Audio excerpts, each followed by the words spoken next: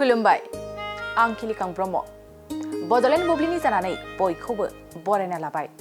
दिनै 3 डिसेम्बर 2023 नोंथांमोननो बडलेण्ड बुब्लिया दिनैनि साना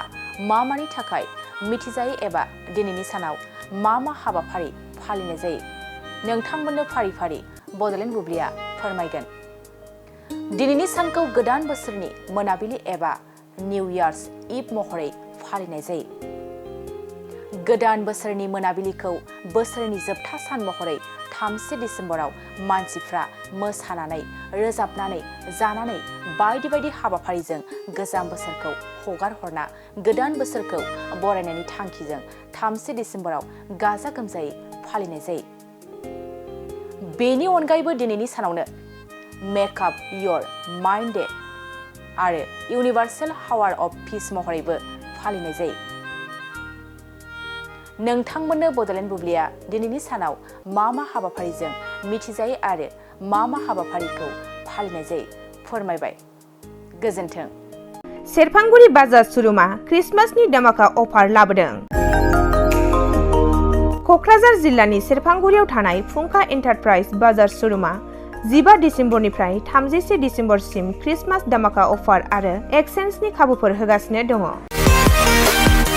नोंथांमोना सेरफांगुरियाव थानाय फुंखा एन्टारप्राइज बाजार शोरूमजों लोगोसे कुसुगाव फेस्टिभ आउटलेट सराइबिल फेस्टिभ आउटलेट चिरां जिल्लानि सान्तिपुर फेस्टिभ आउटलेट आरो धुबरी जिल्लानि थामाहाट फेस्टिभ आउटलेट ब्रान्च शोरूमावबो खुंफुंजानाय क्रिसमास दामाका अफार एक्सचेन्जआव फैनानै नोंथांनि लुबैनाय बाजाजनि बाइकखौ लांफैनो हागोन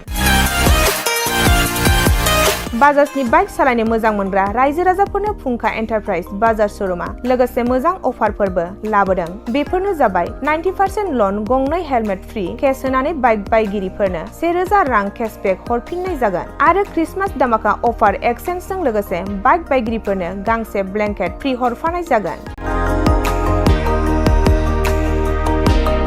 फुंखा एन्टारप्राइज बाजार शोरूमआ आरो मोजां खाबुबो होबावदों 500 रां होग्रोनानै गोसोबायदि बाइकखौ आवग्रिना दोननो हागोन आरो